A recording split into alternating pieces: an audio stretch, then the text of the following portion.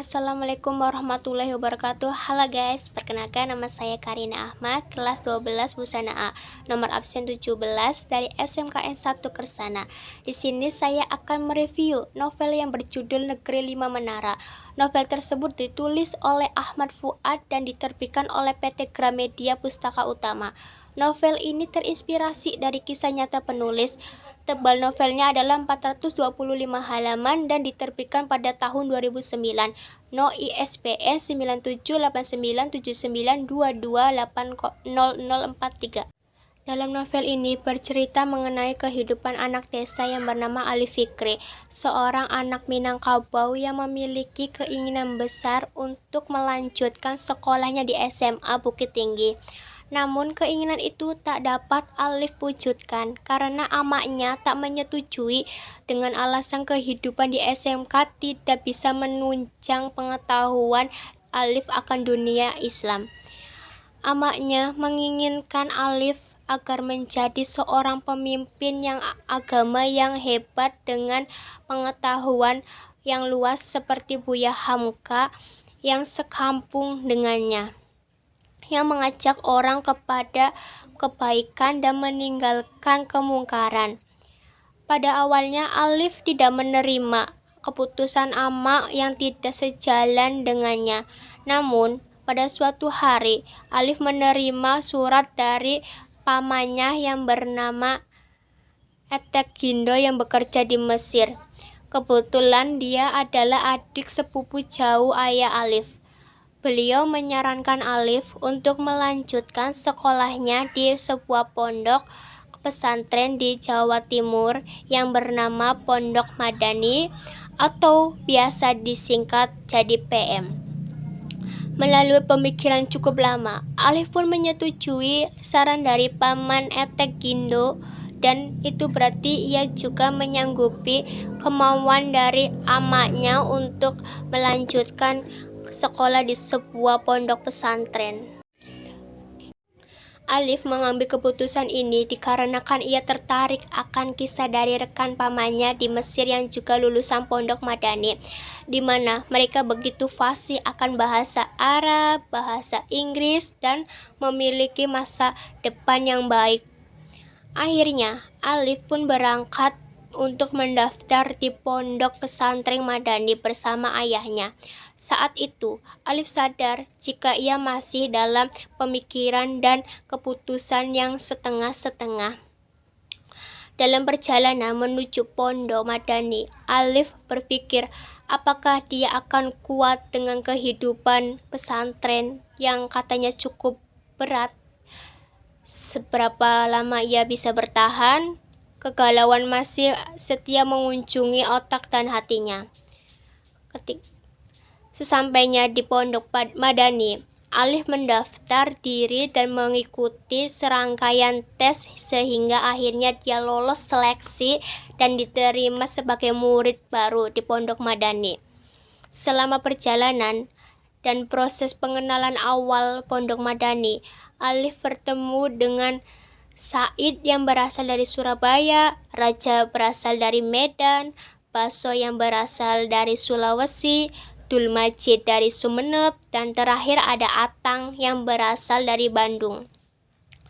Melalui pertemuan ini yang tak terduga, dari proses perjalanan menuju Pondok Madani, seleksi hingga akhirnya menjadi murid resmi Pondok Madani, membuat mereka menjadi sahabat yang erat di mana mereka saling memberi semangat dan saling mengisi akan kekurangan dan kelebihan masing-masing.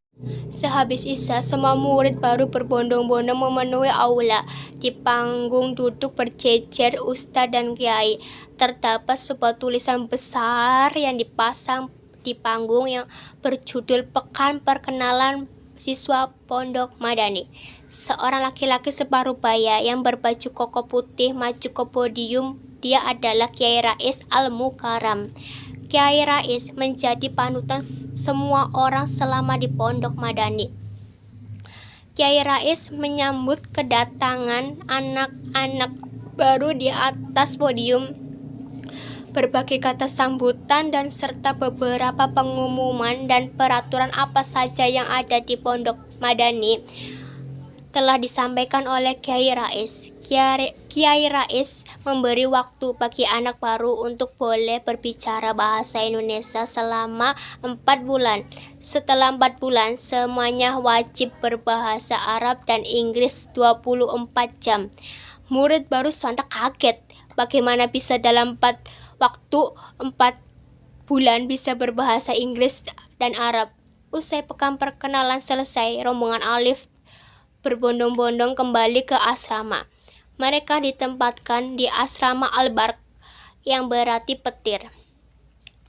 Kami ingin anak baru bisa menggelegar sekuat petir yang bersinar seterang petir. Al-Barq adalah bangunan memanjang dengan koridor berbentuk huruf L. Kamar-kamar berjajar di sepanjang koridor. Bangunan sederhana ini terlihat bersih dengan ubin tua yang masih mengkilap dan list kayu kokoh bercat hijau. Awal tahun ajaran, Pondok Madani diserbu kesibukan yang luar biasa. Semua orang tampak berjalan cepat dan berseliweran mengerjakan berbagai urusan masing-masing. Dan buat anak baru, kesibukan utamanya adalah berbelanja buku dan keperluan sekolah lainnya. Keunikan yang ada di dalam Pondok Madani membuat Alif melupakan rasa setengah hatinya akan pondok pesantren. Ia mulai percaya jika pilihannya untuk melanjutkan di pondok pesantren adalah pilihan yang benar. Hari demi hari yang dilaluinya di Pondok Madani benar-benar mengubahnya menjadi karakter yang lebih baik dari sebelumnya.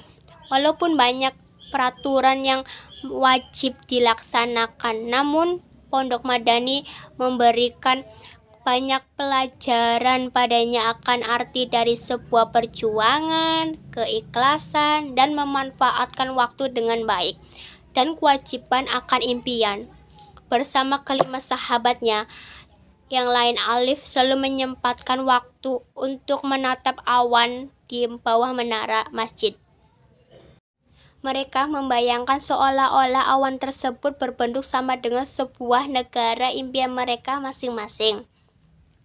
Berawal dari kebiasaan mereka yang membicarakan masa depan di bawah menara Masjid Pondok Madani, mereka akhirnya memberikan julukan untuk persahabatan mereka dengan julukan Sahibul Menara.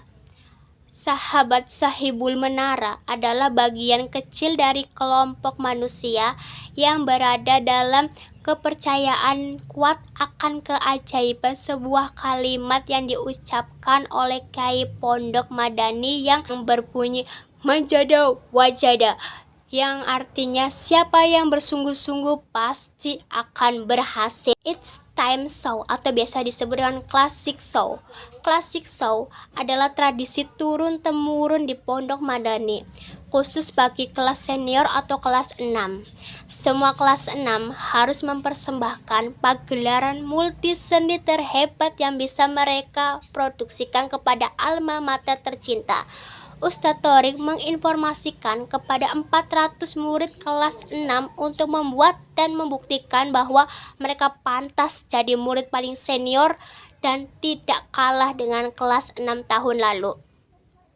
Setelah mendengar informasi dari Ustadz Thorik, semua kelas 6 pun berdiskusi dan mencari ide apa yang cocok buat ditampilkan di acara Classic Show nanti.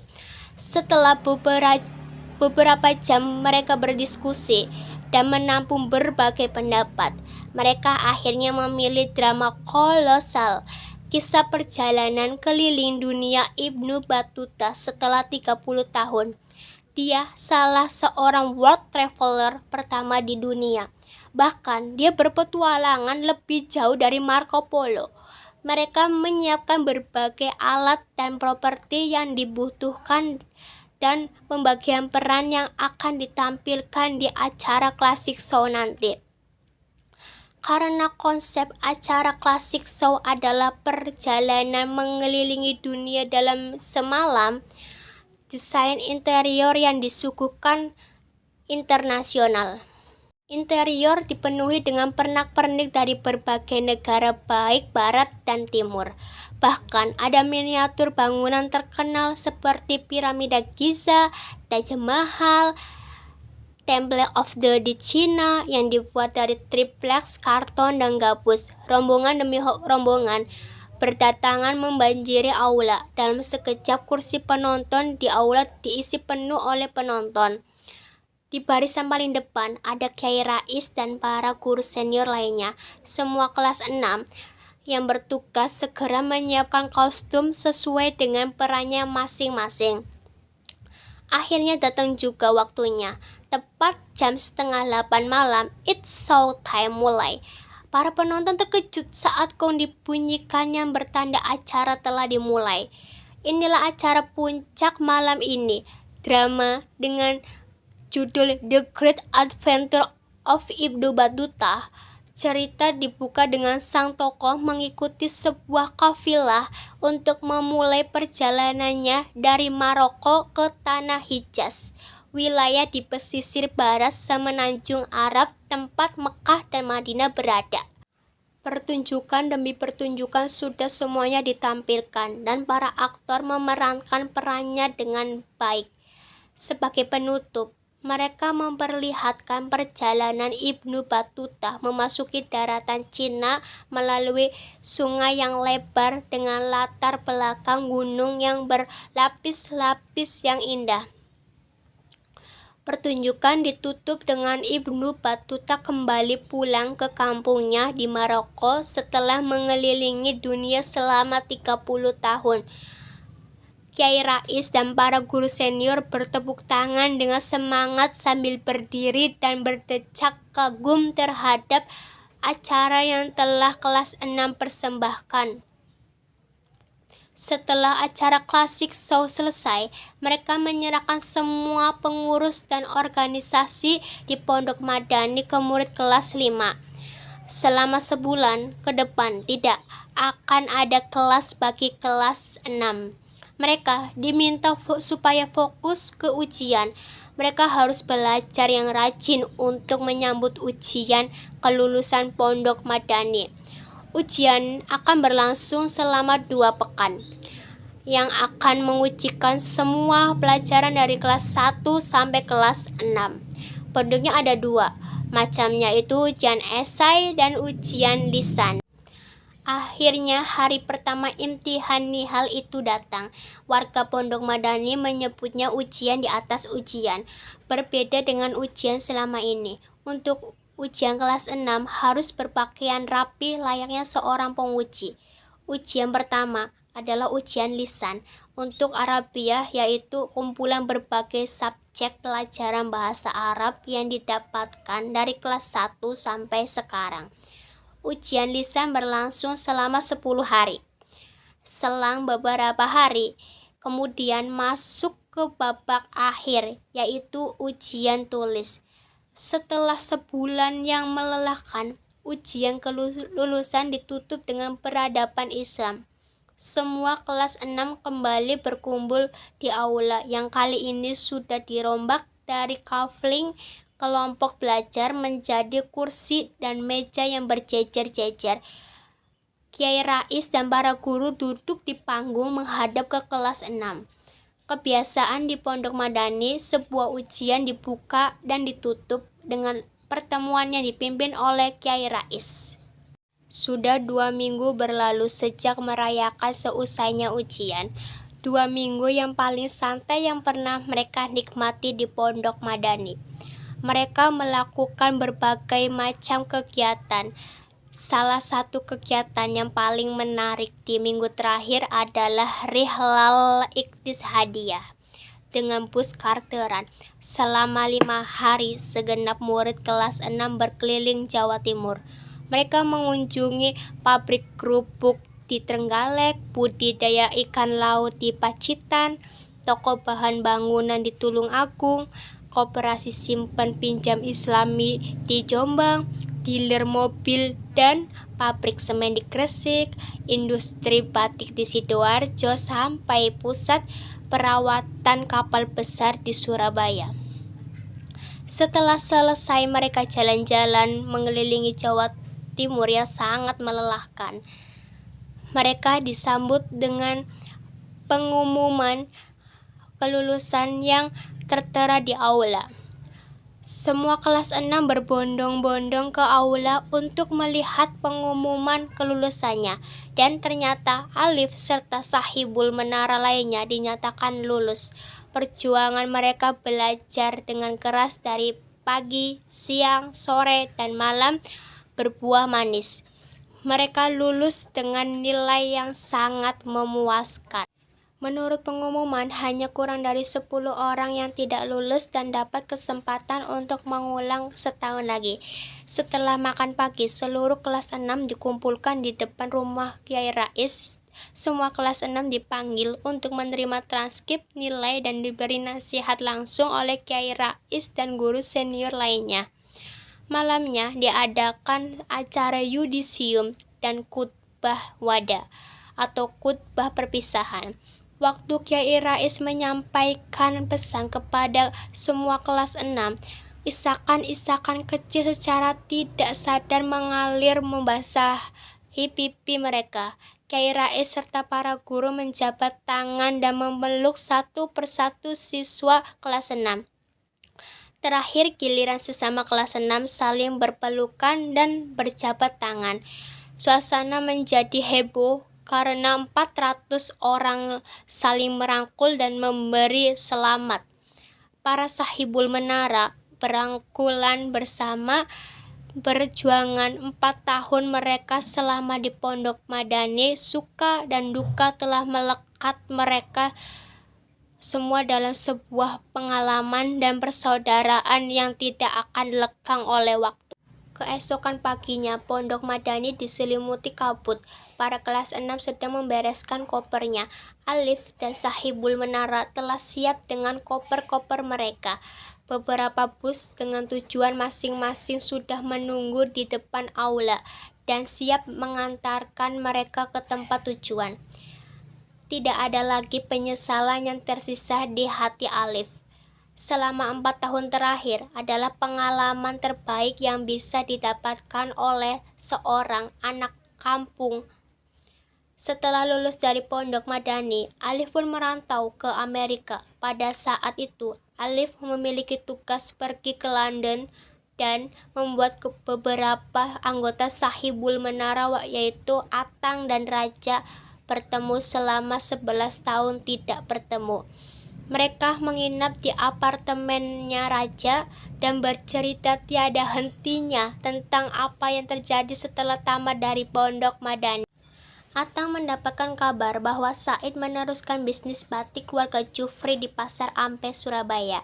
Dul Majid dan Said bekerja sama mendirikan sebuah pondok di Surabaya sesuai dengan cita-citanya dulu. Baso sekarang kuliah di Mekah, kemudian Raja telah menyelesaikan kuliah hukum Islam di Madinah. Dan Atang sendiri sekarang kuliah di Kairo, Mesir. Mereka berenam telah berada di 5 negara ujung berbeda di 5 menara impian mereka.